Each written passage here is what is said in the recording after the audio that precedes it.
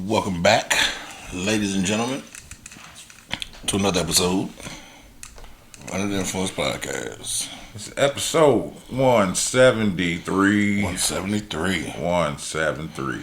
As always, I'm Big Ass. And I'm that guy PM. And we are here for another episode of your viewing. Yeah, listening pleasure. Yes.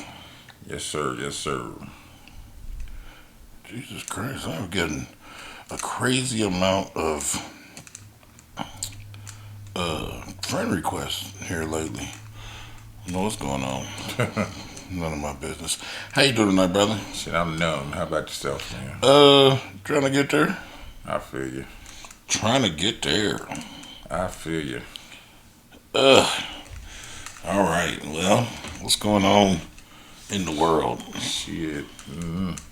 You start with RPs? Do you got one? Yeah, I do, you know. Okay, I don't have one. This my guy, Travis Williams. Okay, You know what I'm saying? Shit, it's somebody I went to sixth. I met him in sixth grade. You know what I'm saying? He came to St. Rita in sixth grade. Stayed for about a year, and then through the years, shit, seen through the neighborhoods and at the parks. But then we re-linked back up at Warren and shit when I started going to Warren. And shit, yeah, he just found out he passed. We don't know what of yet, but you know. I'm lying. Rest in peace, my guy Antoine Clark. He passed a couple days ago. Don't know why. Don't know how. But that's my dog since, shit, I want to say since elementary school. I think that was in the paper, wasn't it? Or maybe. I read that somewhere, cause that sounds familiar.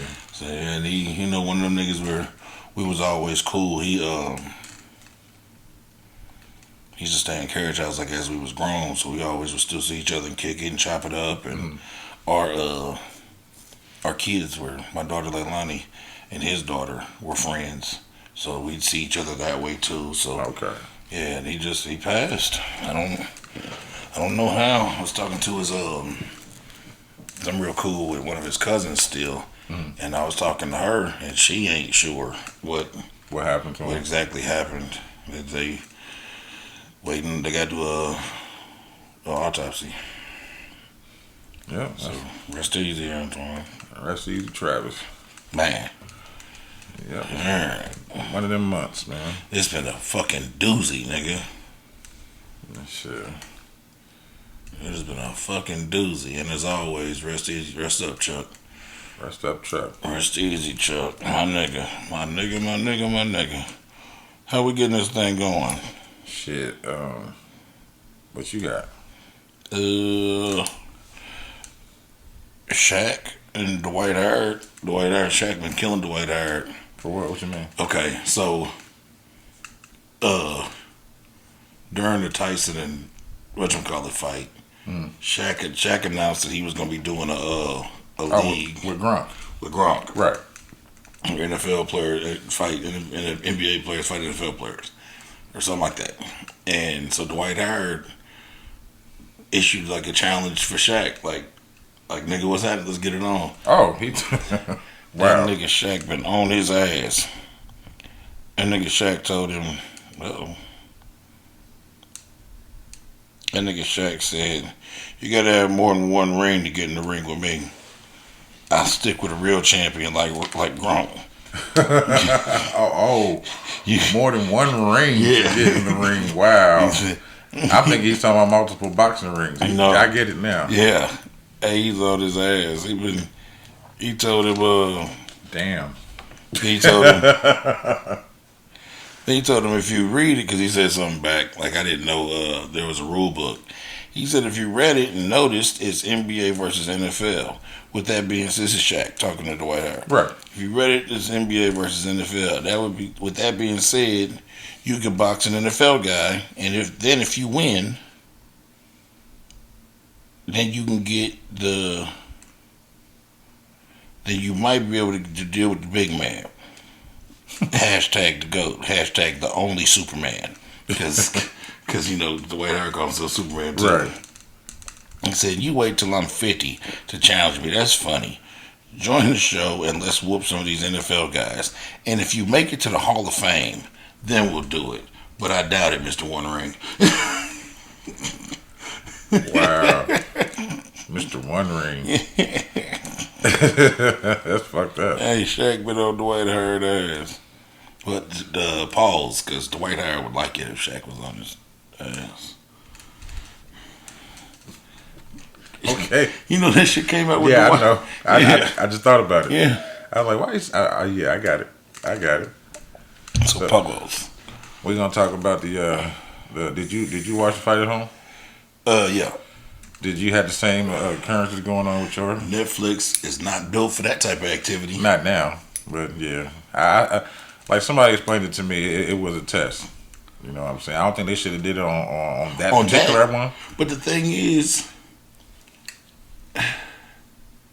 they've been testing out this live shit for a while. Now, I know none of the other shit they did live garnered this type of attention. No, not like that, no. I don't think they were ready for it. That's what I'm saying. But, like, you gotta understand, if you can look at what they gotta do the math, man. You can look at what any of these other Jake Paul fights have done. That you can look at what This one's gonna do. what the Tyson versus Roy Jones fight did. Right.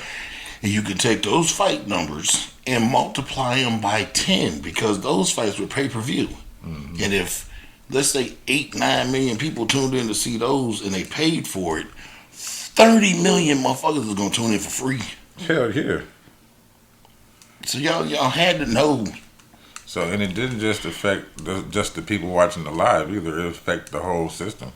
Like people were trying to watch movies for their kids or whatever. Oh, everything. The servers was fucked. Yeah, they wasn't built for it. So they got to get some more shutterflies or talk to Cisco and get some more servers. Y'all need to do something. They got to do something. Or don't do that shit again. Yeah, don't do that shit again. Cause the whole time I'm sitting here restarting my Fire Stick, turning off and on my TV, going back into it like, okay, I'm good. I'm going to tell you how fucked up it was on my end over here. For some reason, my phone wasn't crashing. So I could pull it up on my phone and it was playing fine. Right. So I'm watching it on the TV. They are in like the second round. And it freezes up and does that crazy shit. Right. I pull it up on my phone, nigga. They're in the 7th round. I just start the phone off. I'm like, nigga, I done missed the whole fight. Let me fight with this over here. That's fucked up. And then, like, when you started over, it started from the very beginning. Yeah. And you had to boost it up or go to the live now. But I tried to be smart about it and go to, like, 2-3 minutes behind the live. Mm-hmm. Couldn't even do that. It lasted for about 10 minutes and then it fucked up. Yeah. Because I'm not even say it caught up because I never buffered it to the front. Well, what I did was I paused it and went and did some other shit. And then came back and pressed play. And I just stayed off of like social media until I watched the whole thing. So when I did that, it would play for like a couple seconds. And then do it again? Nope, the screen would freeze. Oh shit. But you get audio. Like so the audio was still going, but the screen was just like it was just frozen, you know what I mean? I'm telling you, man, my phone, every time I was trying to do it, every time I got sick of it, I'd pull it up on my phone, and the phone and the live on my phone would be 10 minutes faster than yeah. I said, oh shit. So they got some. And matter of fact, I take that back. I didn't get it to work on the TV. I went and got my iPad. Oh shit. And I just put my iPad on the stand and it played right here on the iPad and it played from the iPad. We might as well talk about that there. What? That fight. I ain't got nothing to say about it. Only one I got something to say about is I think a girl got robbed. That nigga think. I mean, I don't know their history, so Hands that's why down I say she got robbed. She got robbed last fight too. Straight up. What's wrong? Why are they doing that to her? Because that girl's a champion. Oh. The white girl. And you know, it's kind of a thing. It's kind of like an unspoken rule in boxing. Most of the time, like if you're fighting the champion, like you have to like definitively like put the champion down. If the champion's even close to you, they're gonna give it to the champion. Mm-hmm. It's like having home court advantage. Okay. But that fight wasn't even close. I mean, it was close. But if you look at the box office numbers, the girl, she threw more punches, landed more punches Is it everything statistical? Yeah, She did more. And you know what's fucked up? That fight is where it really started fucking up. Yeah. I was like, these first two. Well, because that fight was a big deal. Yeah, but the first two. Because nobody was watching. Okay, now I get it. Yeah, nobody was watching. Because they used to do that. That's what I was mad about, because it was freezing up like Because we used to go over James' house all the time and watch all the fights, and he had one of them things, them pirate and boxes. What are you talking about? Where you could, and we'd be watching 4 prelim fights, and that should be clear as day. And when the main event come, I said, "Oh, everybody done got on here. Everybody done got their ass on here and they trying to steal too." Nah, that's the truth though. But nah, yeah, she got robbed. So why didn't they take her to the locker room during the little the post fight? You know, she had her eyes slit open. Mm-hmm. That shit was just. She started doing interviews. Fuck that. I was looking at that motherfucker like, please close it. That shit do something to it. That shit was so numb at that point in time. The next day, that motherfucker gonna be terrible. And fat. Her shit was out to here. Shit, that white girl face was swollen up. No, it was. Because she was whooping her ass. And she had blood all over her neck and shit. Because she was whooping her ass. Where was the blood coming from? I think it was from that girl's eye. So it splattered off of her? No, because that was the problem. The white girl kept leaning in with her head and rubbing her head on her eye. That's how it kept getting worse. That's how she cut it open. Okay. I couldn't see the fight like that. Okay. She didn't cut it up. That was one of the big... Nigga, she headbutted so much. That's the main problem, bro. The girl was whooping that white girl ass, and the ref deducted points from that white girl for headbutting. And somehow they still managed to give her the win. Now I understand. Like, yeah, now I understand. Yeah. So I was like, where the fuck she got all this blood on her from? They came in wiping it off when they were doing the interview. Hey, that motherfucker, hey, look, on one part, because she busted it open with a headbutt. Nigga, and she went over to the day, because they almost stopped the fight 2-3 times because it was getting so bad.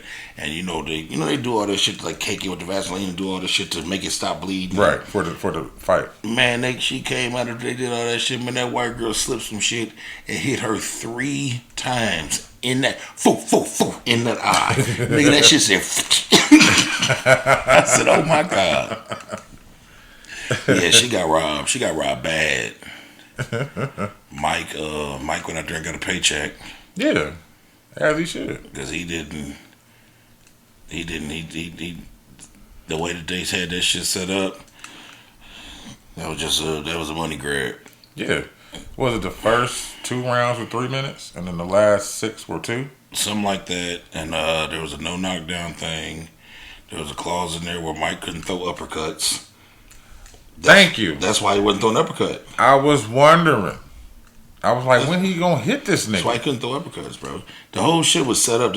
Mike went and got a bag. Yeah. I mean, they was clearly talking when they was... Yeah. You know what I mean? Because up together. Mike hit him real good one time. Yeah. He linked in on him and said something. Mike tapped him on the back of the... Bro, if you watch back... See, I watched it on the past, so I got to see a lot of shit. Right. If you watch back, when Jake Paul was doing certain shit, and Mike... You could see Mike wanted to throw a punch. Yeah. Mike was biting his glove to keep from throwing the punch. Because just his reactions is just like, nigga, he's wide open. Like, yeah, I see. Yeah, he sees what nobody else sees. Yeah. And then even when Jake Paul was connecting with him, bro, I watched Mike watch the nigga hand come. And then right when it got close enough, he moved just enough where it would hit him, but not hit him. Right. And like he did. That's one of the ones that Jake Paul stuck his tongue out at. Well, that was when Mike had hit Jake Paul in the neck. Like, he hit him in the chin. This motherfucker was like, he took one to the nigga, he hit him in the neck. And Jake Paul, like, did some weird... Well, he couldn't follow through with his punches. He couldn't throw the uppercut. He couldn't... So he just was out there sparring, basically. Sparring, yeah. It's a big-ass, multi-million sparring match. And I don't blame him. But I thank you, Mike Tyson, for giving us something else to look at as far as you doing what you do. Yeah. You know what I mean? Like, a lot of people don't appreciate it, but why? Why? Shit, nigga, I do. I did. 10 or 60 years old. Shit, hell yeah. Went out there and was out that motherfucker doing his thing. Yeah, damn right. And he got, I think he got real. 25 million. It was 25 million. Because he got 20. Okay, that's what I was hearing. And there was a $5 million bonus if it went the distance. Oh, all the rounds. Mm-hmm. I got you. Dope. Yeah. Shit.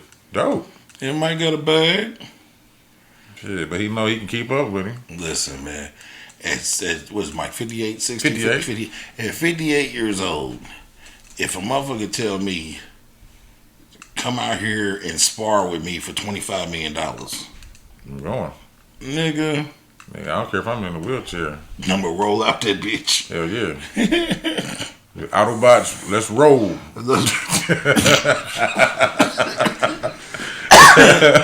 Oh, man. I be in that motherfucker blocking like this. Yeah. Shit, pick one of my legs up and block with it, nigga. And even with that, you can see Mike Paul couldn't even do nothing with Mike. Because Mike wasn't throwing the punches because he couldn't, but his defense was on par. Defense was all the way on par. He was parrying the shit out of him. He ain't let Jake do nothing he didn't want Jake to do. That's absolutely correct. Yeah, he didn't let Jake do nothing he didn't want Jake to do. But like I said, I appreciated it. Yeah. It was something to watch. It was one of my childhood heroes. Yep. You know what I mean?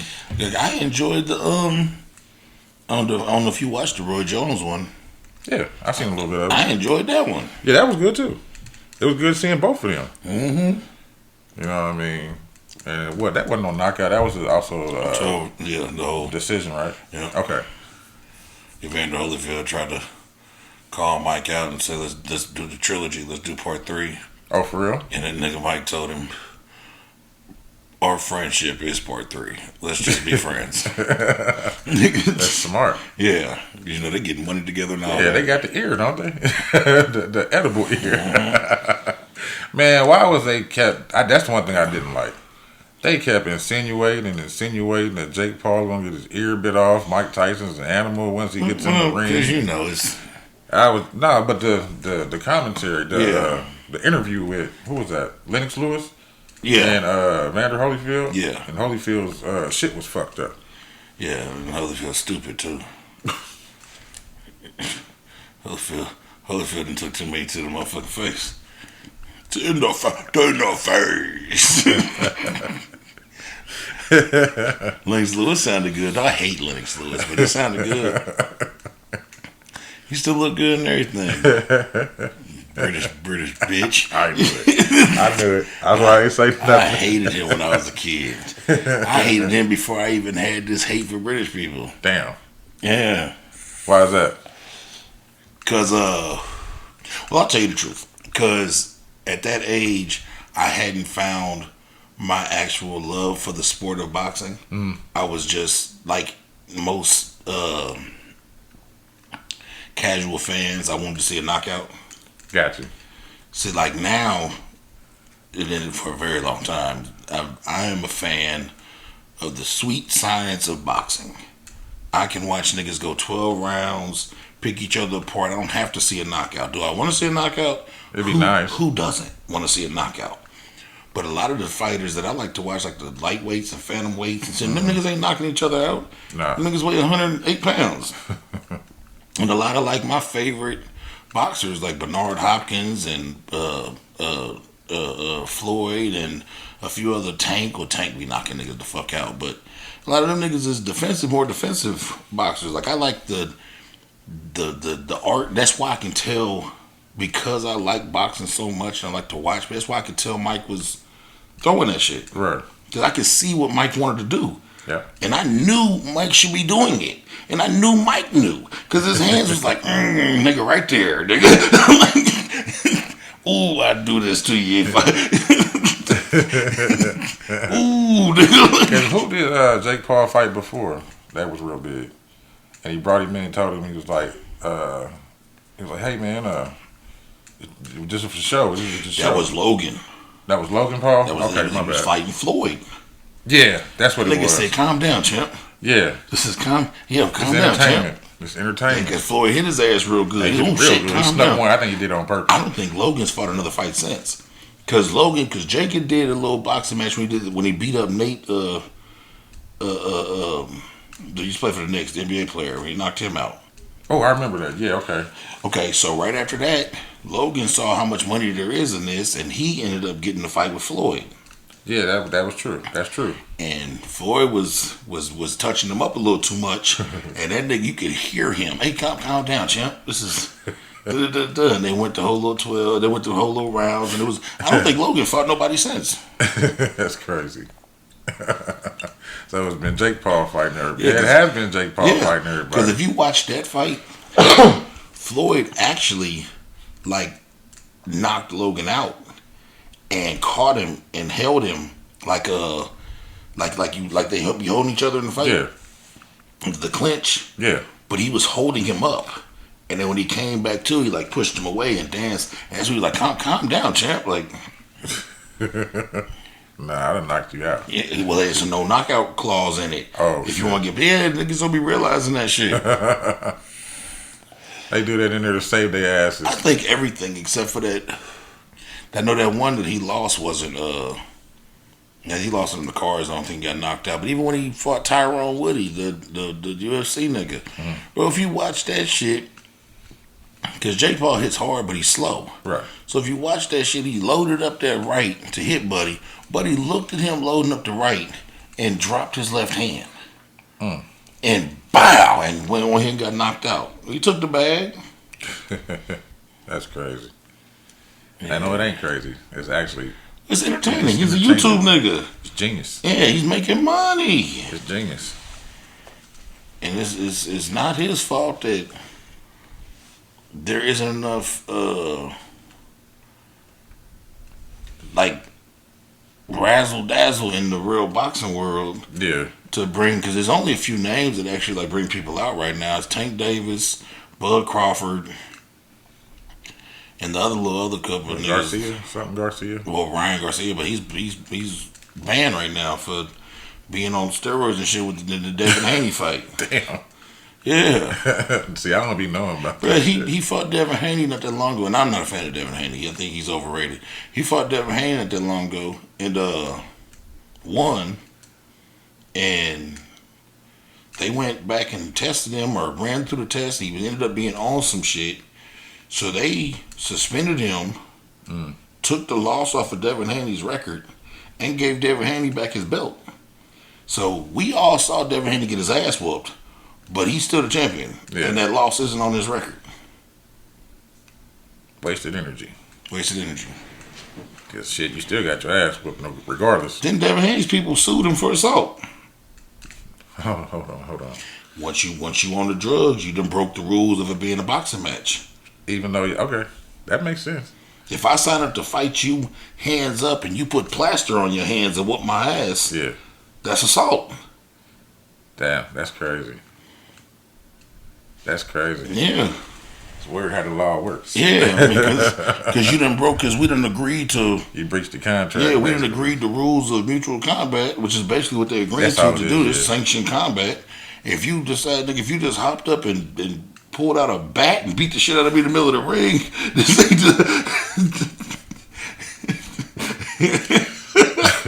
turn to a Cactus Jack match. That ain't what we signed up for. That's assault now. And with him being on whatever type of PEDs he was on, or steroids, or whatever the fuck he was on. Man, that's crazy, man. I didn't know it was like that. Yeah. I was wondering why I didn't hear nothing about him no more, because he fought, was that Tank Davis? Ryan Garcia? Yeah. No, did he fight Tank? Wasn't a year, like, wasn't that in 23? Yeah. He got beat. Tank beat him up. Yeah, that was in Vegas, right? Yeah, Tank beat him up. And then after that, he beat up the Devin Haney, and then this, that, and third. But he said he want to fight Jake Paul, but he ain't in Jake Paul's weight class. Like, Ryan Garcia's a little guy. Yeah, he's like 5'6", 5. He's a little fella. Yeah. I mean, in his weight class, he's a good size, he's a good shape, but not... Jake Paul's a big-ass white boy. Yeah, he is big. Big lumberjack. He's about like 3 inches on Mike, right? Yeah. And Mike's 5'10". Yeah, he's 6 foot something. He's a big white boy. Logan bigger than him. For real? Yeah. Who's older? I think Logan's older. Okay. Yeah, but hey, look, one thing that I know for a fact, them Logan boys gonna get to a bag. Oh, they did. And I want to thank them for the lovely assortment of ring girls. Nigga. And all the spray on the boobs. Listen, Look like candy. That black girl was on there. She was cold. Oh, she was. But the Spanish one, yes. Her name is Virginia. I've been following her on Instagram for years. For years, nigga. She got on that motherfucker. I said, "Ooh, it's Virginia." Oh, nigga, speaking of following somebody, I almost unfollowed the motherfucker because of a meme a meme or a short or whatever you want to call it that came out on the Pop the Balloon Atlanta. Did you see that shit? It's been going around. So it's she going there little shit. Yeah, I remember her. I've been following Virginia for years. I was watching her in the audience when they was fighting. I was like, shit. I've been following Virginia for fucking years. She's so motherfucking cold. There's a chick called Nans. She's Nigerian and she does like Pop the Balloon, travel with it or whatever. I'm not sure, but however, she was just in Atlanta. She's so motherfucking cold. Yes, she is. She's so goddamn. That's melanated magnificence right there. Listen to me, you understand? But so all chicks holding balloons and the dude comes out. Everybody pop, gets down to the one little chick. She asked the dude for a kiss. You ain't seen that? No. All right. She asked the dude for a kiss, tell him to come here, give me a kiss. And he's like, well, fuck it. He told her come on, and they gave a kiss, right? And she was like, I just wanted to see if you was easy. And then she goes on to say, well, I got a secret. And I'm sitting there like, what's your secret? Because I follow you. That's what she said. She said, I'm transgender. Like that. And everybody was just like, oh, what the fuck? Kind of find out she was just joking. But that ain't a joking matter. On the shorts. That nobody said we joking. No. They just cut it. That's how they clip it up. They cut it and stuff. So I was like, but ain't that Bay Ford? Because she was on the ones with Charleston White and Woody. Okay. And this nigga, the No Neck. No Neck Jay. Say man. Hey man, say man. Back in this motherfucker. And she was one of the ones I like looking at. So when they come out, they put their names and shit. So I follow. I found her on TikTok. And when they did that shit, I was about to say, what the fuck? Like you confuse the motherfuckers like that? You ain't even putting it on your social media pages? But it was a joke. So, but everybody's making it seem like, because the comments is like, oh, you would have had a well whooped ass. And look, all the other bitches knew. And I'm like, yeah, because that's why. But they know what they doing when they clip up shit like that. Yeah, they do. It's good. Intentional. It's good. You know what I'm saying? As far as the exposure. Yeah, that's what I'm saying. It's intentional.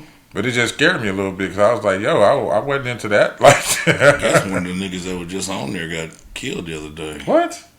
From where? Here? From here. One of the niggas that was on the one from here. You know the name? Cause I watch him because when I be doing editing and shit like that. Matter of fact, it should be one on tonight. Motherfuckers was posting it and shit. I forgot. But I guess he was on one of the ones here. Damn, that's crazy. That's crazy. I'm gonna go to one. Be in the audience of these, they be getting fucked up in there. Do they? Yeah, Leak Studio. Leak Studio, 56. Okay. But you gotta go to their website or email to get tickets to go to the show. Just let me know when you're gonna do it, man. I'll partake. All right. Cause I think it's like during the early evening, like from between 6 to 8. Yeah, let me know. I'll partake. That shit cold, man. If we can get some tickets, I'll go in there and laugh at the nonsense. Yeah, people have been coming in from like Houston and Atlanta and all types of shit. Okay. Let's keep this rolling, man. Yeah, I got one. You got one? Yeah, this is weird, man. That's called Tossed Out, man. Tossed Out? Yeah, the cop, he threw part of a crash victim's skull into a ravine, like a frisbee. What? After the mom was slammed handling of the case. So I guess she didn't like the way the case was going. It says the police officer in Canada, that's why. Canada has been given a 15-day unpaid suspension after hurling a piece of skull from a motorcycle accident victim into a ravine after the young man's mom complained about how the investigation was handled. Nigga, so you don't like what I'm doing? Watch this shit. So this happened in Quebec.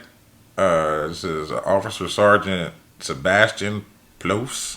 I don't know, it's French.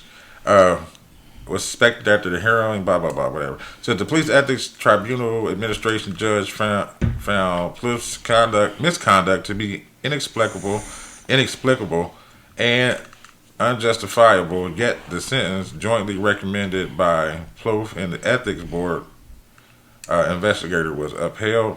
Because according to the case's agreed statement of facts, the shocking incident came to light after the victim's mom discovered her son's skull fragment at the crash site in the whatever region days after. It's French. I don't know how to pronounce it. Too many vowels, dog. I'm with you. Look, O-U-T. I'm with you. A-O-U-A-I-S. How the fuck do I sound that out? Sound like Octopusville to me. It ain't even no P's. Sound like Octopusville to me. There's an Octopusville, Ontario. It's Quebec. Yeah, with Octopusville, Quebec. It says, they used to have a show that was in Quebec I used to watch all the time. Letterkenny, right? Yeah. Yeah. Fucking hilarious.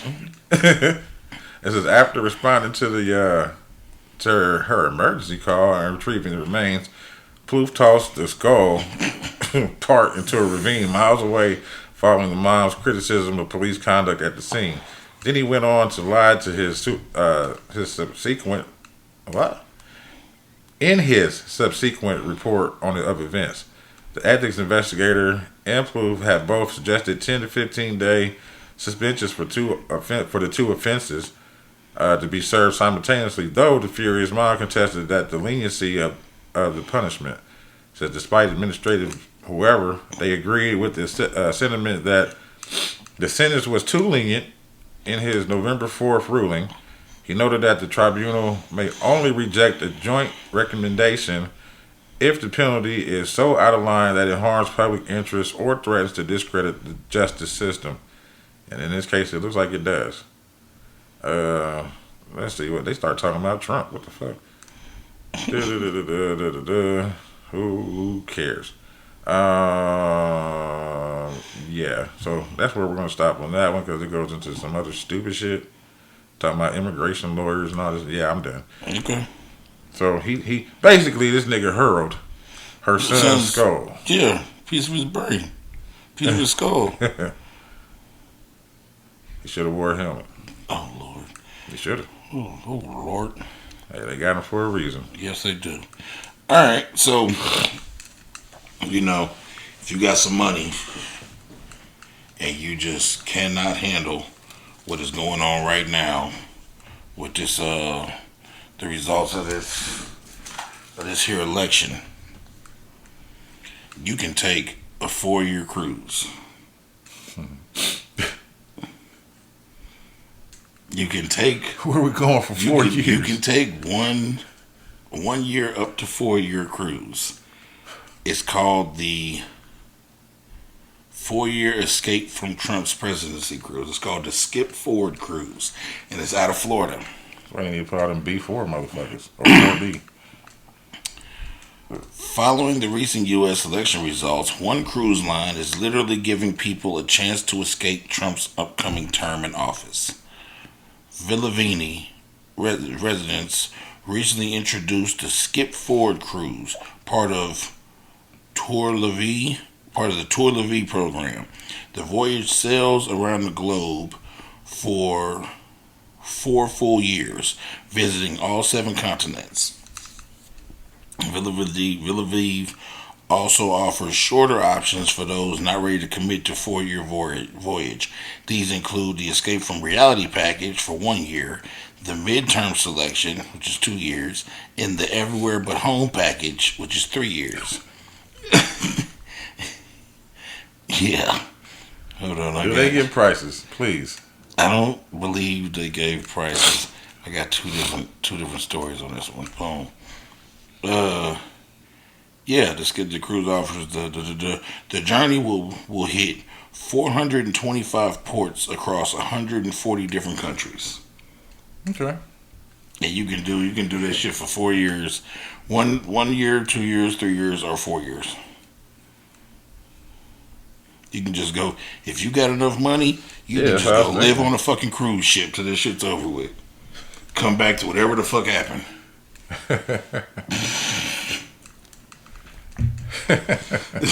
Funny. Damn. Yeah. I ain't seen nothing like that forever. Yeah. Ever. They said, nigga, you see, you can't handle this shit. Let's go see some shit. I got the X Clan, man. That's that shit happened in Columbus. No. This what happened in Columbus? There was some. I heard Klan. The Klan, the KKK was on some like some. Oh, Columbus, Indiana. No, I think it was Ohio. Was it Indiana? Really? I don't know. Them niggas was out there marching. Close enough. They was marching and no, I ain't heard nothing about that. Yeah, hurling slurs at niggas and. Cool. Let's go down there and support them. Listen, man. The funniest thing I'd ever seen, like before you get into that, is that one where they was marching at one time, and dude with that tuba was following them, doing the fat noise. Like, they was marching. He was walking on the side of them on the sidewalk, doing that. They was like, "Stop fucking doing that!" He.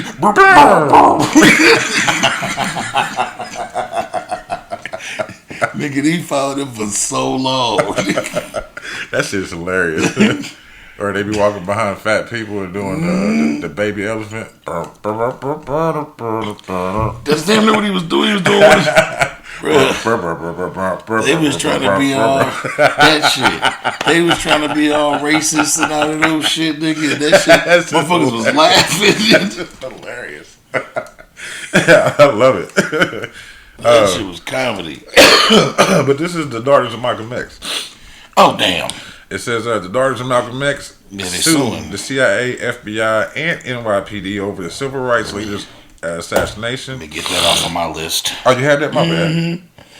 It says 3 daughters of Malcolm X have accused the CIA, FBI, and the NYPD and others in a $100 million lawsuit Friday on playing roles in the 1965 assassination of the civil rights leader. In the lawsuit filed in Manhattan federal court, the daughters, along with the Malcolm X estate, claimed that the agencies were aware of and were involved in the assassination plot and failed to stop the killing. At a morning news conference, attorney Ben Crump, he's everywhere. Yeah. Stood with family members. That's that lawyer. Okay. That's the civil rights lawyer.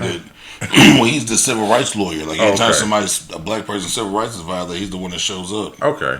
He stood with family members as he described the lawsuit, saying he hoped federal and city officials would read it and learn all the dastardly deeds that were done by their predecessors, and try to right these historical wrongs. Shit, they'll probably get it done. They'll settle out because Martin's family did the same thing. Okay. It says law enforcement agencies did not immediately respond to requests. A spokesperson for the Department of Justice, Nicholas Bias, or Baez, or whatever, which was also sued, declined comment. For decades, more questions than answers have arisen over who was to blame for the death of Malcolm X, who was 39 years old and he was slain, blah, blah, blah.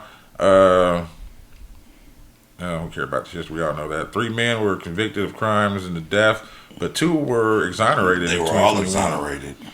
But I think one was already dead. That's why I say the other dude was dead. Yeah, the other 2 is out. It says after investigators took a fresh look at the case and it concluded some evidence was shaky and authorities had to hold back some information.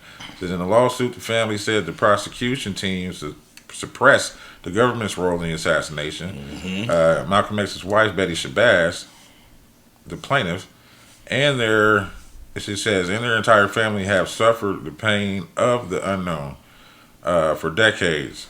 The lawsuit states. Yep. It says the family announced its intention to sue the law enforcement agencies early last year. Yeah, because I just watched the thing. Last year on the niggas that got exonerated. Because they didn't do that shit, bro. That shit, man, them niggas had to go, man. They did the same thing to him that they did to Martin. The niggas had to go, man. Crazy. Niggas had to go, man. You know, the last thing they want is a nigga with some power. Yeah. And a nigga that can't be bought off. And educated. See, because, like, I mean, shit, I said, the fucking Jesse Jackson and Al Sharpton and all them niggas is coons, man. Niggas is stepping and fetch it, man. Jesse disappeared after that child shit. Bro, them niggas is step it and fucking fetch it. Who else did you say? Jesse and who? Al. Al Sharpton? Yeah. Man, fuck that nigga. That's what I'm saying. Bro, them niggas is stepping and fetch it, man. Them niggas ain't really standing on nothing, bro. They just... Yeah, nah, he's Al Sharpton is what's his name? Freeman. What's his name? From the Boondocks. Al Sharpton is a FBI informant. Grandpa Freeman. And it's proven. It's in documents. He's been an FBI informant. Oh, well. He's a Jedediah Brown. Yeah. So, yeah, I had that same one. So, Okay. Yeah, because they tried to put that shit off on the nation. Yeah. Like they did that shit to him. And then they tried to spin the movie like that, too. Well, at that point in time... That's what everybody thought That was the consensus. Okay. Well, Spike Lee, you need to go back and do your movie. Yeah, at that point in time, that was a consensus, man. So, I mean, you can't really be mad at them for going off of what was told to us.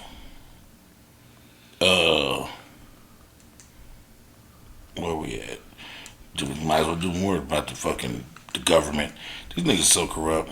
The Pentagon has failed its 7th annual audit in a row. It says it's still unable to fully account for its more than $824 billion budget. The Pentagon has failed its seventh consecutive federal audit, unable to fully account for $824 billion annual budget and $3.8 trillion in assets. The audit revealed systematic issues with only 7 out of 29 components receiving unqualified options, while others face disciplinary disclaimers due to poor financial systems and inadequate controls.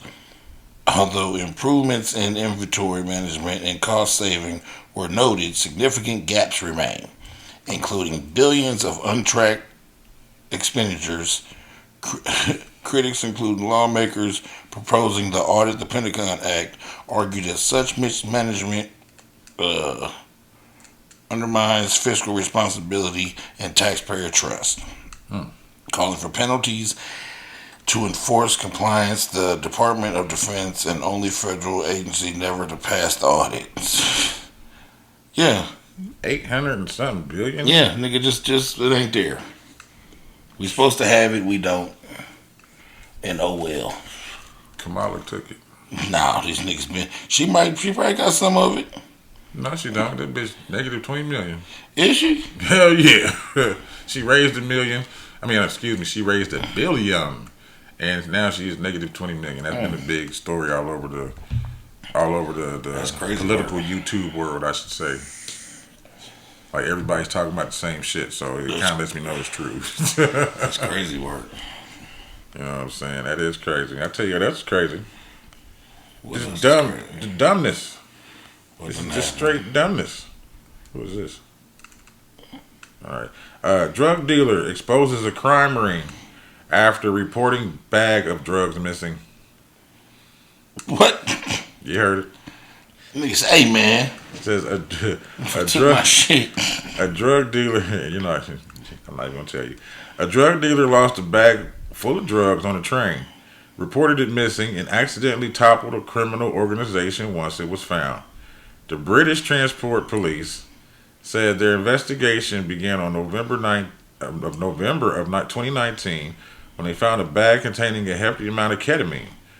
Ketamine, special K. That had been left behind on a passenger train at the Newport train station. The contents of the bag were worth $25,000 and $50,000 according to the police.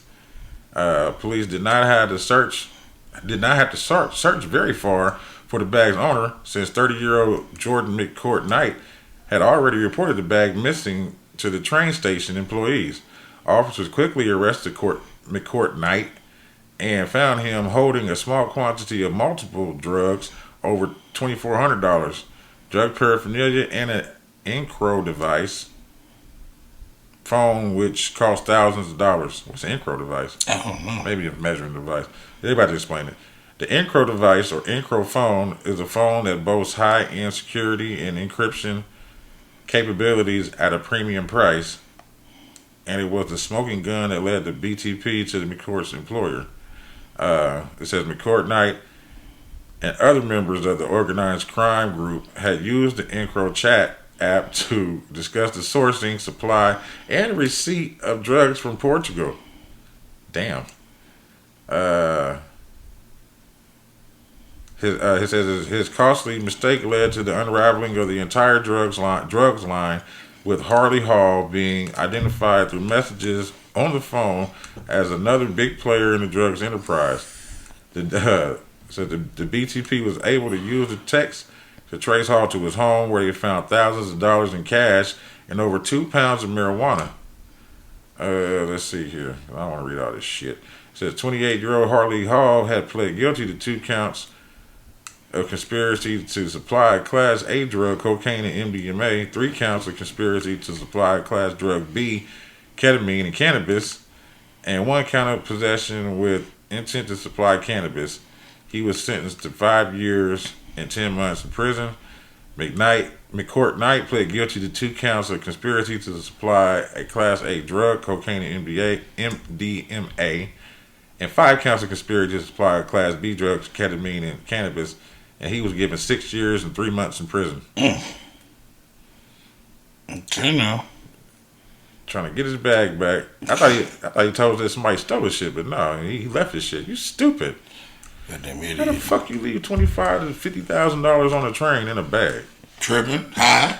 He was high. He was on that ketamine. He was having his Yeah, that's why you supposed to. he was fear and loathing. Nigga had them oranges and shit. I'll tell you this one more time. Yeah, so you know, I've said it on here before. You know, I used to ride the booger sugar. I used to play with nose candy and shit. I used to smoke them damn sticks, and I've always been a drinker. And then my illegal dealings, bro, business was shut down when I was partaking. Yeah. Yeah, you get done doing what you got to do, Yeah. and you go have fun. Back and back in the day, niggas, it was known through this city. If you needed something from me, you need to give it me before 10 p.m. Because at 10 p.m. The store closes. I cracked this bottle open. And once I start drinking, it's over. The only way that you could come and holler at me after 10 p.m. is if you pre-ordered. Like, Yep. I had some niggas that got off work at 12 and Yeah. And they knew that you was going to be up. then I'd have your shit. And don't come ask for no extras because I didn't bring none of that with me. Nope, I got you what you I got need. what you asked for. Many moons ago, people. Oh, yeah, I definitely. know somebody said something one time about some of the shit I say on here, like I'm talking about some shit that happened yesterday. Yeah. The statutes of limitations on anything I say in this here podcast have long since expired. Yes, sir. These are stories of yesteryear, nigga. Business is business, man. They own Young Thug ass. They suing them on some money shit. Who? AEG, which is I thought you were going to say Plies. No. Record label. Young Thug pulled a money move with them niggas, and I'm assuming he needed the shit. He needed it for what he did. So he gave him some bum-ass artists? Nope. Let's hear it then. They was already in the process of suing him before this shit happened. Oh, okay. And now that he's back home, they picked back up. that back up. The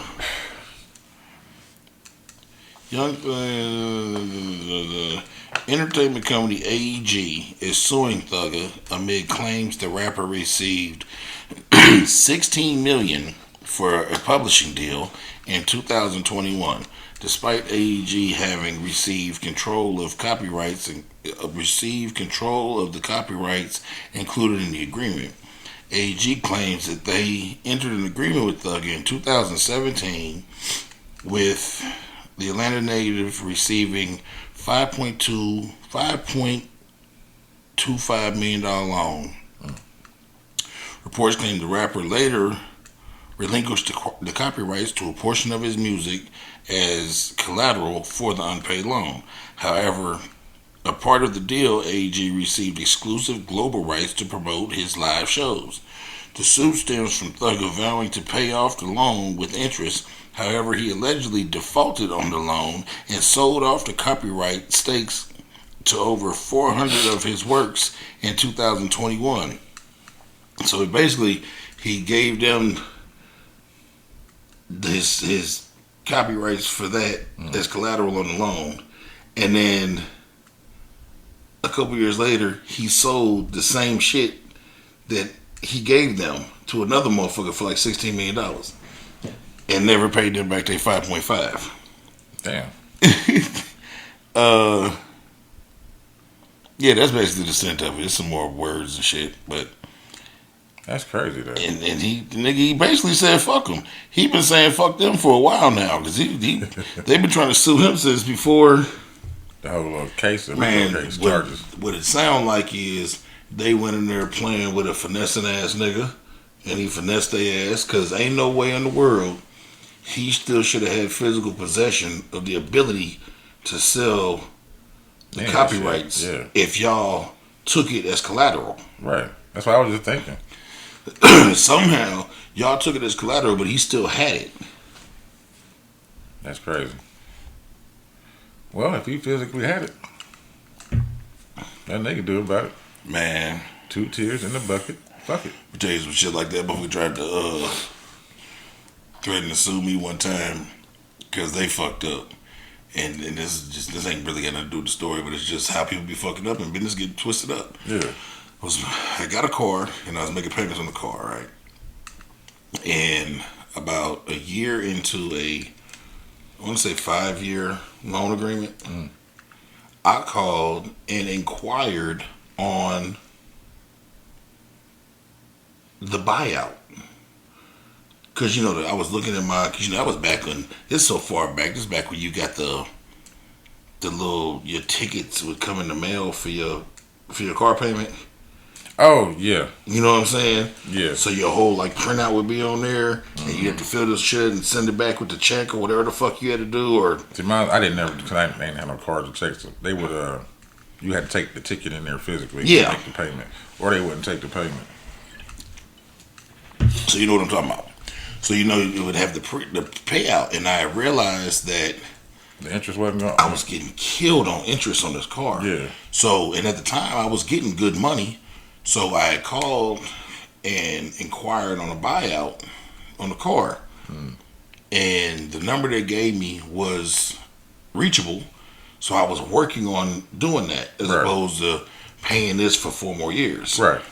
And they just taking all the fucking interest. Nigga, I don't know where the wires got crossed in me calling and asking for a buyout and them. Long story short, bro, they sent me the title to my car in the mail. Oh, that's their fault. Without a lien on it? That's their fault. Fuck them. Bro, I got that motherfucker in the mail. When I got it, I immediately had mom go to the DMV and retitle it in her name. Yeah. This car's gone. It's gone. It's over. Should never. And you don't got no lien list on it either. No, it's over. Bro, they reached out like, "Hey, you haven't made a payment?" I was like, "Shit, it ain't gonna be making none." It was like, "What you mean?" I said, "I don't know what y'all had going on, but y'all sent me the title to that car." He said, "What? Y'all sent me the title to that car?" Yeah. And I already sold it.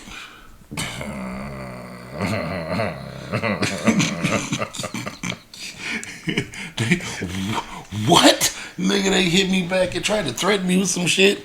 I said, man, and I said what I said back to him, but at the time, I had fought on them dope cases and shit. I had my lawyer, Jeff Baldwin, reach out to him. It ain't even his specialty, but he's just a lawyer. He reached out to him and told him basically, y'all fucked up. You gotta eat it. Eat it. And they left me alone. Because they can't do nothing. Everything else is harassment at that point. Yeah. They dropped the ball. That something similar happened. All right, so one other time I caught a dope case, right? In my 86 Caprice, the floors and shit on it. And they're supposed to, when you catch a dope case like that, like they took my avalanche, they're supposed to forfeit your vehicle to With evidence and shit, right? Yeah, to the state. So when I was getting locked up, I glanced over and Don, Don Butler? Big head Don. Okay. I probably got to see him. Yeah. His uncle, he got a set of twins twin uncle, the twin brothers, or his uncle. One of the twins was the tow truck driver. Mm. And the nigga looked at me while I was getting locked up and was like, "Get your car fast." So I bond out that night. I get locked up at like midnight. I bond out the following morning. And so I get out at like 5, 6 o'clock the next day. I called down to the tow yard. They're like, "Yeah, 120. Okay. I go get my shit." Yeah. The court or 20 tried to get on me and my lawyer because the car was supposed to be forfeited, but they no longer had possession of the car. That same lawyer was like, "Nigga, that's your fault." Yeah.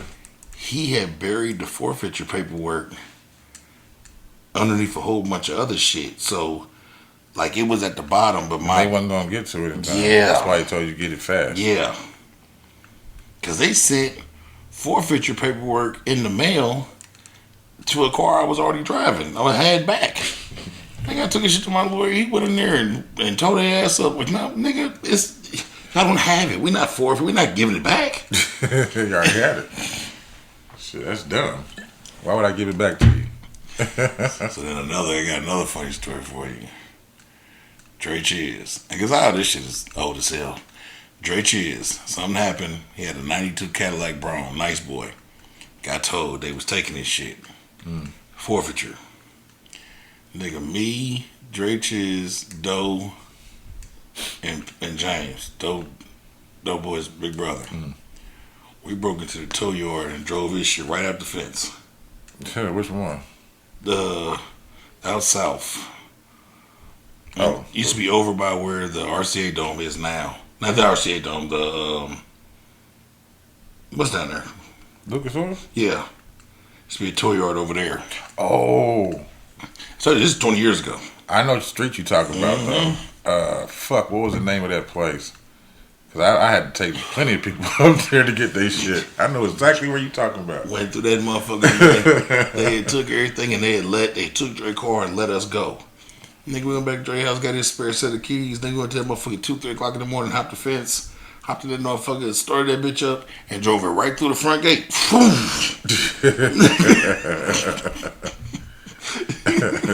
What happened after that? He drove it for about a year or more until it broke down. They got rid of it. They never came in. Said nothing. They probably didn't process it. I don't think so. They couldn't process it because it was gone. It was gone. It was out of there.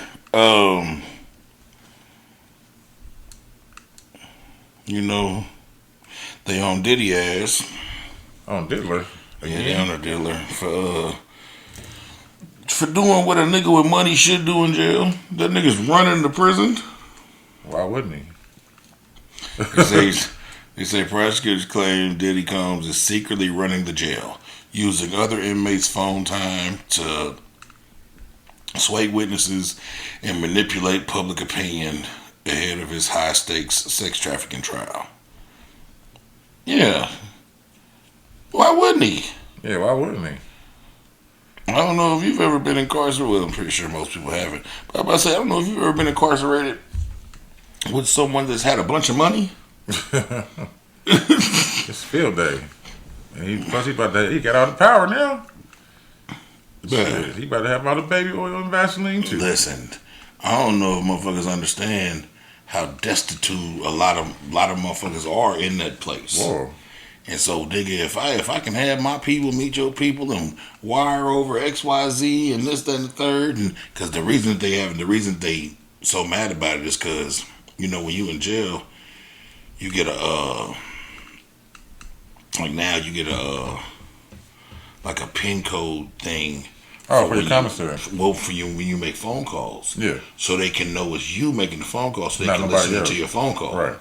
If I'm using everybody else's phone time, I can talk and you don't know it's me. True. You think it's the person. You listen for Terry's conversation and it's me.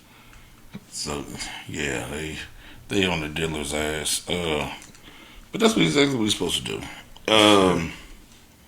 Apparently you can't say no homo in the NBA. Can't say gay in Florida either. Yeah, you can't. Oh shit. LaMelo Ball fined $100,000 for saying no homo during post-game interview. Oh, during the interview? Yeah. Oh, well, that's on TV, so I kind of understand that. I thought you meant like during the game. I forgot exactly what he said. He said something that was really suspect. He probably should have said pause, but instead he said no homo, and they fined him $100,000. Soon you're not gonna be able to say pause. Not yet, because they didn't call on to what pause means. But for the longest time, they never caught on. Yeah. Skeet, skeet, skeet. Skeet, skeet, skeet. All over the radio. Skeet, skeet, To skeet. the window, to the wall. The little boy. Sweat dropped down my balls. Oh, ski, ski, ski, ski, ski. God damn. My last one, everybody should be kind of happy about. It's overtime. A U.S. judge strikes down overtime pay rule. It says retail industry groups applauded a ruling by the U.S. District Court in the Eastern District of Texas that struck down the Department of Labor's final overtime rule. It says the court found that the Biden-Harris Labor Department's 2024 overtime rules July 1st, 2024 increase was unlawful, as well as the scheduled January 1st, 2025 increase. The rule would have increased the minimum annual salary threshold that determines overtime pay eligibility under the Fair Labor Standards Act. DOL's final rule increased the minimum annual salary level threshold for the exemption to $43,000 on July 1st. On January 1st, it was scheduled to increase to $58,000. In addition, salary thresholds would have been updated every 3 years, starting on July 1st, 2027. So with the decision to overturn the rule, I had to put my own words in there. The minimum salary threshold is once again set to $35,000, and the threshold for highly compensated employees is set to $107,000. Let's see here. NRF appreciates the court concurring with our arguments that the Labor Department exceeded its legal authority in promulgating. Never seen that word in a minute. That's crazy. Promulgating rules clearly inconsistent with the Fair Labor Standards Act. It says the rules finalized would have curtailed retailers' ability to offer the most flexible, generous, and tailored benefits packages to lower-level exempt employees across the industry. Yeah, that's why I'm stopping at that. Okay. They start doing other, Start doing other shit. Start talking and doing all type of other shit. They not getting to the point. It's been really hard to find articles getting to the point. Man. We want to hug trees and do all types of other shit. But that was my last turn. I got a couple more.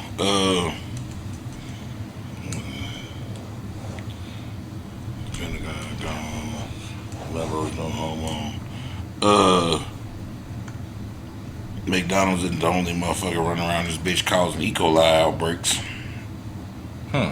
There's a nationwide carrot recall linked to E. coli outbreaks.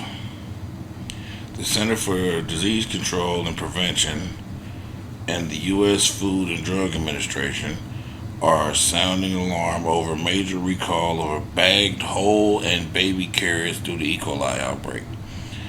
The affected carrots produced by Grimway Farms were sold at popular retailers like Trader Joe's, Publix, Wiggum's, and more. So far, 39 people have fallen ill, 15 have been hospitalized, and one person has tragically died due to the outbreak across 18 states. Grimway Farm initiated the recall and released a statement from the president and CEO Jeff Huckleberry. That's a real name. Our food safety team is actively working with the health authorities on our suppliers to review every part of our growing, harvesting, and processing practices. The recall is focused on ensuring no more customers are exposed to potentially contaminated products. They about to sue y'all ass. Yes, they are. What's his name? Jeff Huckleberry, your ass about to be grass, baby. Your ass about to be grass. Uh, a Maryland family demands answers after a 7-year-old found hung in the school's bathroom. Damn. Official says the children were horseplaying. Air quotes. A Maryland family is seeking answers and following justice following a disturbing incident involving their 7-year-old son who attended St. Paul Barrett Elementary in Wardrolf. I'm assuming that's in Maryland. According to the second grader's mother, who has not been publicly identified, her son was discovered hanging in the school's bathroom on Friday, November 15th. The distraught woman took to social media to spread awareness about her son's condition and draw attention to the incident. In her post, she detailed the extent of her child's injuries, revealing he is currently suffering from marks under his eyes and bruises on his neck from being choked. He's traumatized. It's going to take him time. It's going to take time, the mom wrote. This is not something he's going to get over overnight. That's what she said. Additionally, the school also addressed the horrific situation, referring to it as horseplaying gone wrong. 2 of our students were reportedly horseplaying in the school's bathroom when one student's jacket got caught on a stall door hook. The school wrote. The statement continued to explain that the 7-year-old was unable to free himself and the other child made an attempt to help but was unsuccessful. As a result, the child reportedly told a staff member, which led to the administration calling the police. The student was not able to free themselves and the other student involved was not able to help them, the statement continued. The student left the bathroom to seek help from staff and reported staff came in there and found the child hanging by his neck. Damn. Yeah. It's scary. Yeah, what type of horseplay was you niggas doing? What was he doing? That's what I'm saying. Like, I don't know. for them to do that to him, I don't know. like, he must have been really, really, really, really fucking around. He Yeah. found out. He fucked around and found out. Yeah, he found out. Tesla's trash. Tesla's trash. Man, I wouldn't say all of them are trash, but that fucking Cybertruck. that toaster on wheels. Yeah. The little toaster that could. Yeah, the little toaster that could. Tesla recalls 2,431 Cybertrucks for drive inverted issues in 6th recall this year. Damn. What's going on? In 2000, because they fucking braggedy. And niggas is out here paying $100 and some odd $1,000 for a fucking Waiting in line shitbox toaster because somebody told y'all it was cool. I hate niggas. I hate people. Let me not just say niggas. I hate people. I hate the fact that everybody can be won over by somebody just telling them some shit is fancy. For $100 and some odd $1,000 is a lot of money for a piece of shit. Just because somebody was like, nah, it's nice. Hey, I hate people. what did P.T. Barnum say? I hate people. There's bro. a sucker born every second. There's a million of these motherfuckers. And Elon Musk took him over, I right? told you, Balenciaga been running goddamn social experiments for years now. They've been selling you niggas anything. Any damn for thing. thousands of dollars. Just because it say Balenciaga. Yeah, niggas, this that Balenciaga. Nigga, shut your stupid nigga, they literally sold trash bags one time. All right, what does Balenciaga mean, though? Do you Trash. know what Balenciaga means? Balenciaga means you niggas is idiots. In France. In French. But, Tesla announced a recall of 2,431 of its 2024 Cybertruck electric pickups due to a drive inverter defect, marking its 6th recall effort this year. The recall, which affects vehicles produced from November 6, 2023 to July 30, 2024, highlights a potential fault that can cause the drive inverter to stop producing torque. Oh.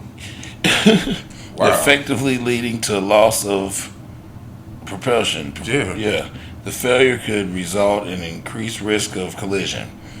In a statement, Tesla emphasized if the inverter stops producing torque, the driver loses the ability to apply torque to the vehicle using the acceleration pedal, resulting in loss of. The fucking thing will stop.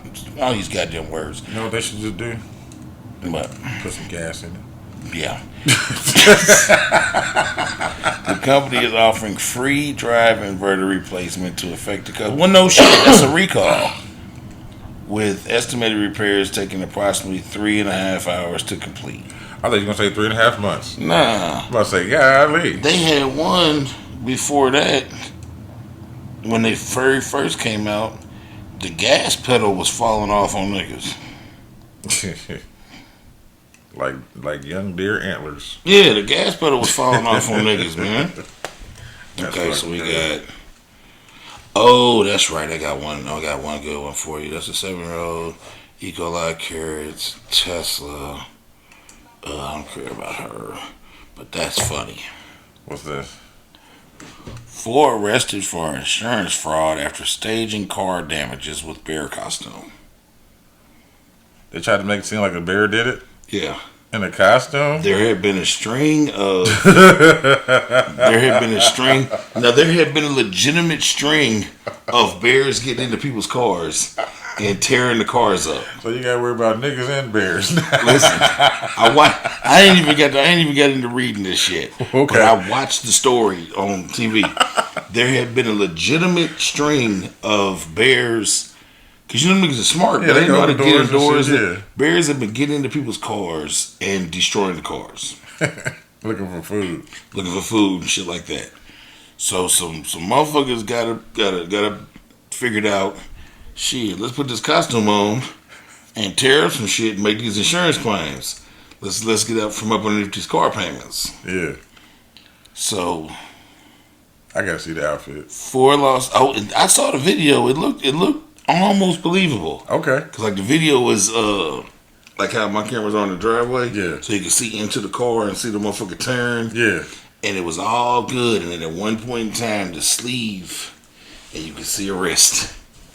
Yeah. Damn it. 4 Los Angeles area residents have been arrested in their involvement in a bizarre insurance scam involving staged car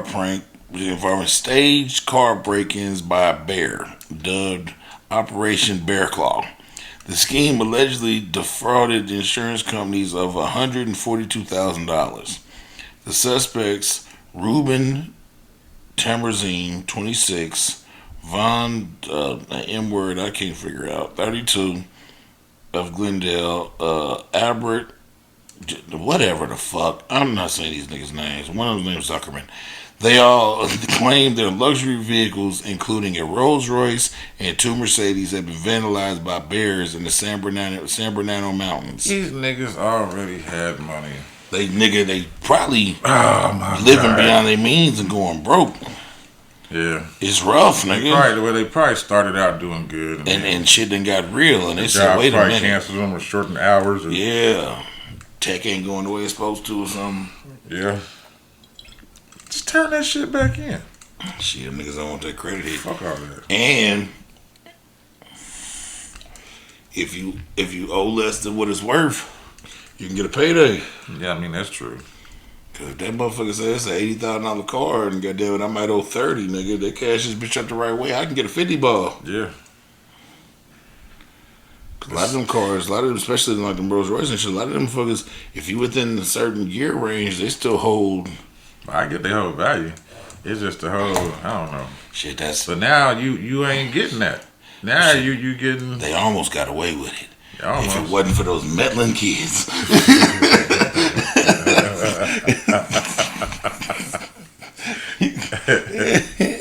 You ready for a break? My knees is Yeah, I am. Break time. If it wasn't for those meddling kids. We back. Yes, we are. We back. Niggas got some blood flowing to them and some oxygen. Yeah. Yes, sir. About to break the fourth wall. Did you damn, I know you didn't see it, but it's a meme or clip, short, whatever it is, where a little baby, I don't know if I don't know what he is, but a little baby's up underneath a chair or a couch, and he's pushing it up with his feet, like motherfucker strong. Okay. I seen one of the mutual friends on Facebook posted it to Rick's wife and said, "Look at baby Rick."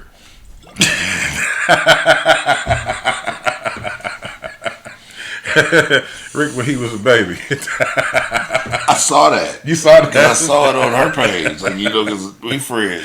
Yeah. I saw that. Yeah, that was Monique. I saw that. Hilarious. I saw that. What we going into? Florida, man. Florida. I got two. It's definitely Florida time. I got two of them too. All right, I go first. The first one is spaghetti. It says, irate Florida man with lengthy criminal record cuffed after throwing spaghetti at his wife. An Italian dinner turned violent landed one drunk Florida man behind bars after he allegedly launched a plate of spaghetti at his wife during a heated argument. It says on October 20th, 40-year-old Marquel Royal was cuffed after throwing a plate full of pasta at his wife of 9 years during a fiery debate over his abuse of alcohol. Well, I see why. According to the arrest record behind the smoking gun, obtained by the smoke... Oh, damn, I just shouted them out, whoever they are. Officers claimed that Royal, while intoxicated, threw a bowl of spaghetti at the victim, causing the noodles to strike the front of her body on her stomach. The victim was covered in the spaghetti sauce.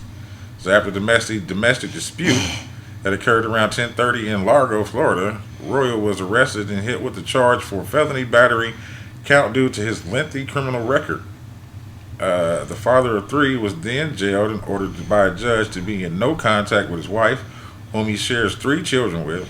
During his court hearing, Royal's bond was set for a staggering $15,000. 15 stickers. It says, but this is not the first violent incident with his wife. On April 28th of 2018, Roy was convicted for battering his same partner, but this just scratches the surface of Royal's run-ins with the law. Over the last 2 decades, Royal has been hit with a number of criminal charges, ranging from gun charges to drug possession. In the last 20 years, Royal has allegedly been involved in 10 different cocaine busts and has served time in state prison. He's a menace. Damn, this is kind of long. Unsurprisingly, this is not the... unsurprisingly, this is not the first time there has been a violence... No, never mind. That's something else. All right, fuck all that. Yeah, fuck all that. He's a menace. Let's see. Yeah, that's just totally somebody else. Okay. I hate when they do that shit.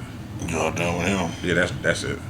Florida man arrested after pretending to be an undercover police officer to avoid a background check. A Florida man was arrested last week after state police said he pretended to be an undercover officer in order to avoid a background check. William Dennis Milstead, 64, was charged with falsely impersonating a police officer and making a false statement to obtain property and using two-way communication device to commit a felony. Two-way? Yeah, I don't know. According to Florida Department of Law Enforcement, Milstead was arrested after a real estate agency reported to the FDLE, wherever the police department it is, that he was attempting to lease a residential property without undergoing a background check. Milstead submitted a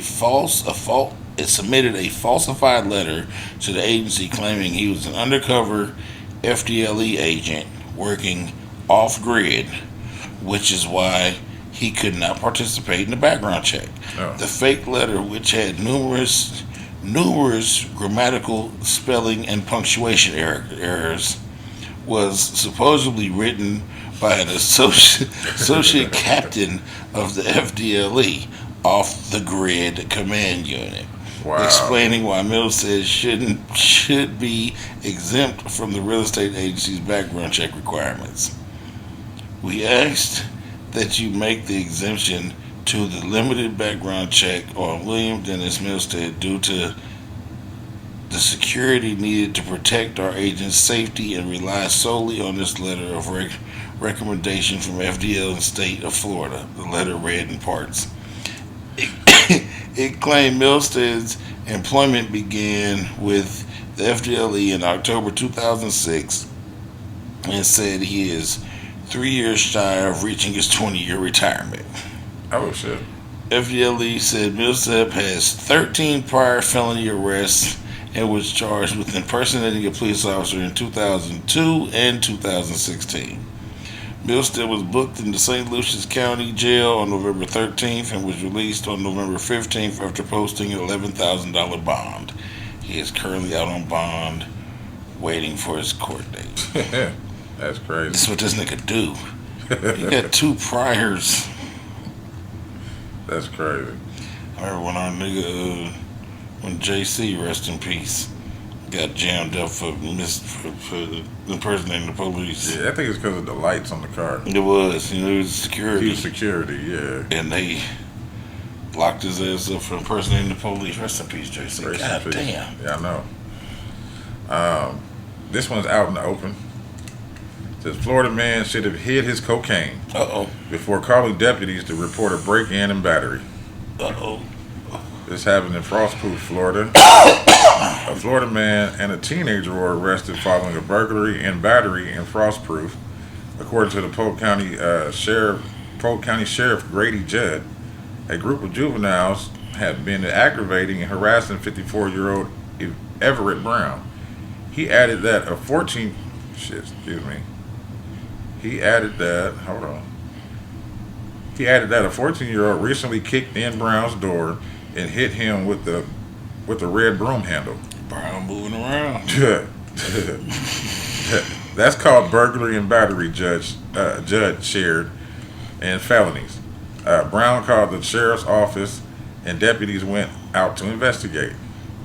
Judge said while deputies were investigating and processing the scene, they saw Brown's cocaine and paraphernalia in plain view in the house. He must thought he was all right.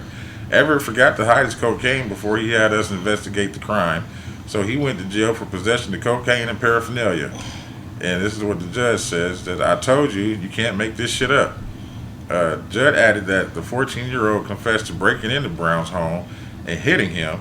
He was charged with burglary and battery. And that's it. Okay. Everett Brown is an old black man. I didn't think he was going to be black, but he's black. Goddamn, Everett. Should have put your coke up. Thought because you was at home, you was all right. That's what that was. Florida man arrested for jiggling his balls at the hospital. You got that? No. Are you just interested? No, yeah. I'm just, okay. All right. What the fuck? Jiggling his balls. Jiggling them Jones. Christmas, huh? Jang-a-lang, jang-a-lang, jang-a-lang. The mistletoe. According to a news place, person has been sentenced for jiggling his balls at the entrance of the UF Health, the Village Hospital. That man has since been identified as 52-year-old Darren Malinsky. Malinsky reportedly pled no contest to this past week in Sumner County Court and was charged with exposure of sexual organs. He was then sentenced to 19 days in jail with credit for 19 days he'd already served and was placed on probation for 11 months in order to perform 20 hours of community service.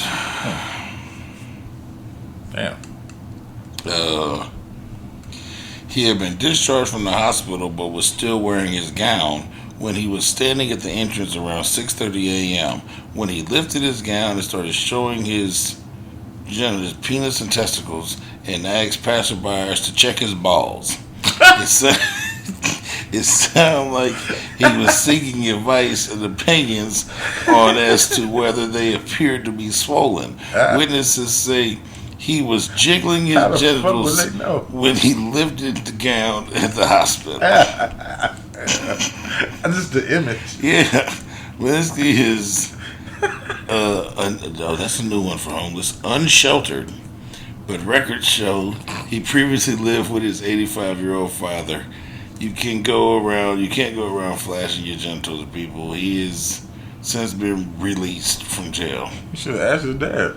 Yeah. Oh my God! How am I supposed to know your balls are swollen? He said, "Man, check this out right here, man." At 6:30 in the morning. If I'm walking into the hospital at 6:30 in the morning and someone pulls their dick out on me, I am gonna be distraught. Put that thing away, sir. At least till after lunch. He said, "Cream for your coffee." Yeah, at least till after lunch. You cannot jiggle balls at me before lunchtime. Like, this is too early for this shit. Put them things away, sir.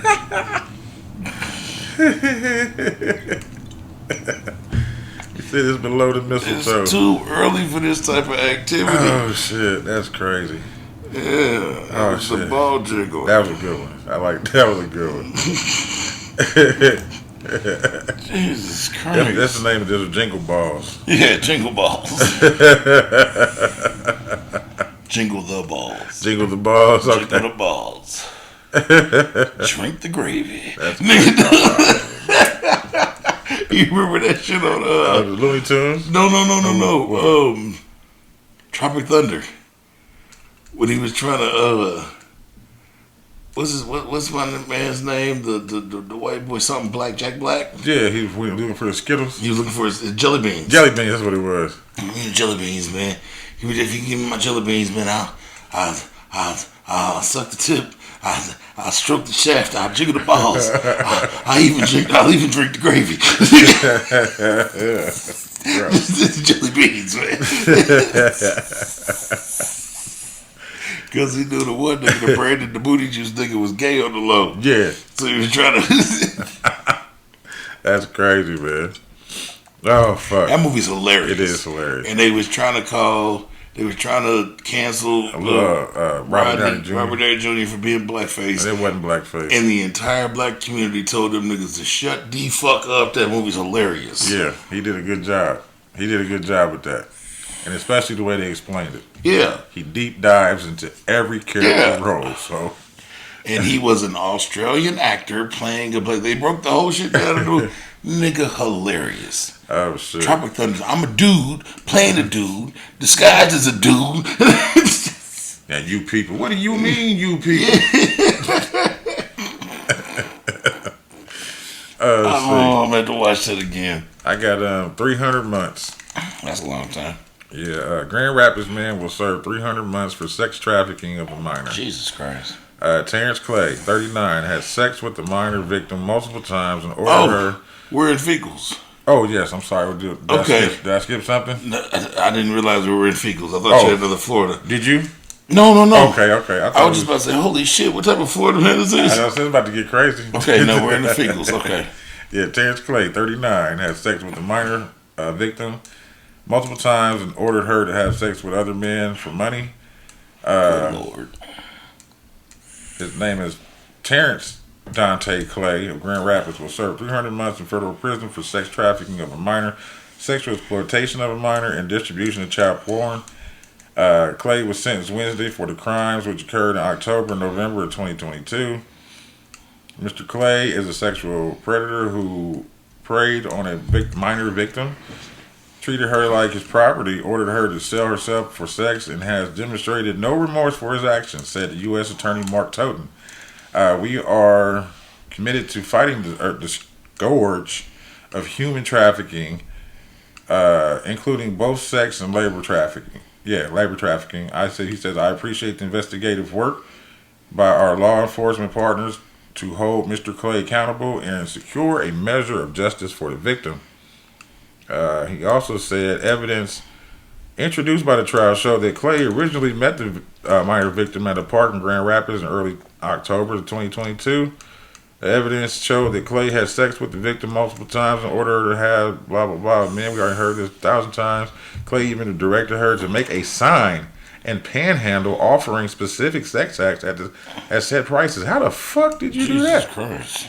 Toten said evidence. Hold on. Okay, because that's a continuation.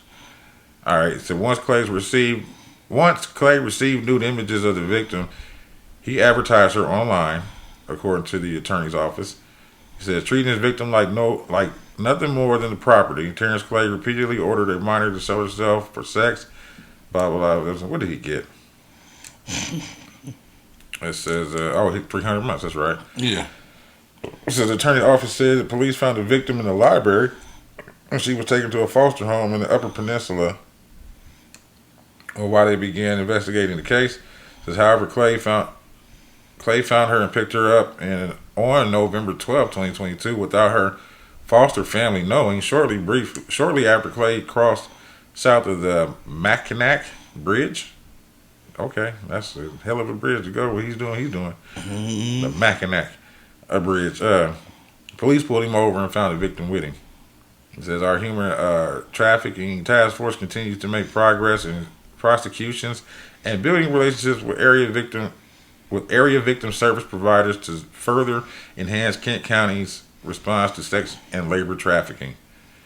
All right. So my guy got 300 years for doing the nasty, being nasty, and all around just a nasty motherfucker. Nigga. I'm not sure if this is a follow-up or update, but if it is, she got sentenced. Atlanta mom sentenced for burning toddler sons to death in the oven and sending the video to their dad. No, I don't think we ever talked about that with similar stories, but not like that. I don't think so either. Not like that. Lamoya Williams has been sentenced after allegedly killing her 1-year-old son, Jakarta Penn, and her 2-year-old son, Kenyatta Penn, by burning them in the oven and sending footage to their father. Yeah, we all be in prison. She was sentenced to life. Yeah, we both be in prison. Yeah. I'd beat her till the cops came. Yeah. I mean, we better be in different states. Yeah, because if I can get there before they do. Yeah. We going and. Yeah, she was sentenced to life. Yeah, I'm not gonna care about the consequences after that. Yeah. That's just how it is. Yeah, that's crazy work. Damn. Yeah. That's crazy. Was that the end of that one? Yeah, it was quick. It was a quick hit. This one is 36 times. This is fucked up. Man asked for bleach from his cousin to clean up a mess after he stabbed his 72-year-old grandma 36 times Christ. and placed her body beneath the carpet outside the home. As in a horrific case. Grandma, yeah. In a horrific case out of Indiana, a 37-year-old man named A. Castleman has been sentenced to 85 years in jail for the heinous murder of his 72-year-old grandmother, B. Eubank.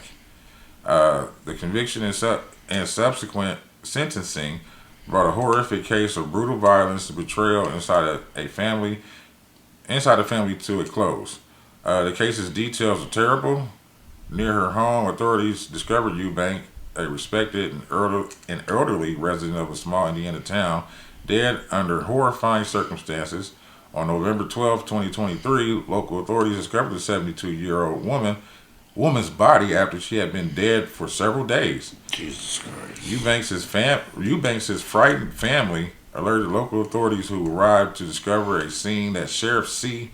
Newton described as one of the most violent he had ever seen. Reports indicate that the man sustained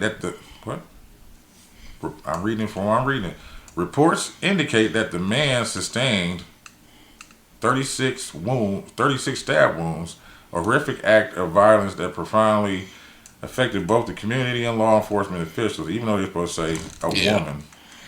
I'm reading for what it was. According to local reports, the investigation swiftly centered on Eubanks' grandson, Castleman, who was living with her. Eubanks' daughter uncovered the terrible discovery when she noticed a missing piece of rug and called authorities.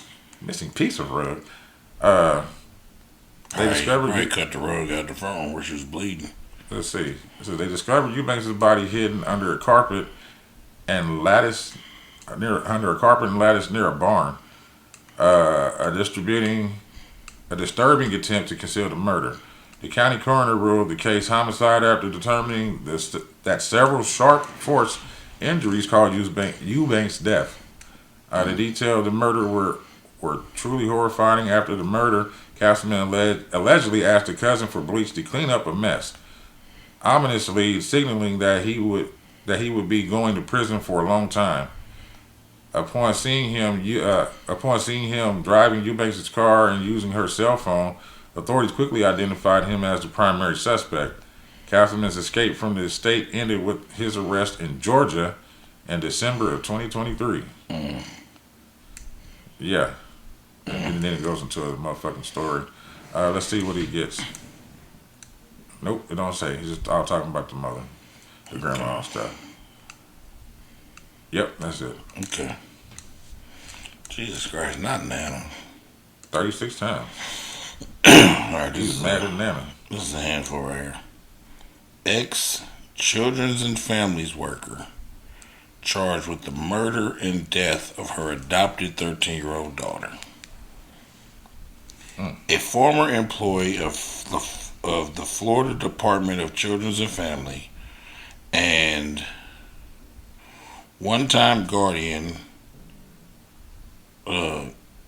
Lydian, whatever, the ones that be gotten, like watching over the kids, has found herself facing significant charges following the death of her 13-year-old adopted daughter. The incident unfolded early Friday morning in Sun and Lake community of Sebring, where that's at. Deputies were called to the home of Diana Natasha Mack just shortly after midnight, only to discover the unresponsive teenager lying near the front door. Unfortunately, EMS pronounced the girl dead at the scene. According to Highlands County Sheriff Paul Blackman, the teen's body showed clear signs of prolonged and severe abuse, being malnourished and being fucking hungry. The girl reportedly had wounds that were different stages of healing, including lacerations that appeared to be recent, adding to the girl was found nude, wearing only a diaper. How old was she? 13. Wearing a diaper? Yeah. They put a pins on her? Yeah. As bad as it is, it only gets worse. Sheriff Blackman said the girl, who was nude except for a diaper, had clearly been severely abused. She was extremely malnourished and obviously dehydrated.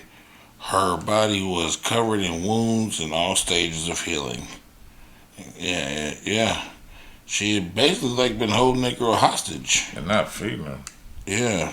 And just throwing her diapers. That's probably how skinny she was and how fucking... Damn, that's fucked up. They need to throw... Shit, this article don't say that woman's name. They need to throw a diaper on her. She's wrong for that. She's wrong for that hairline, too. What? Oh, I thought you liked big foreheads. I do, but not them kind.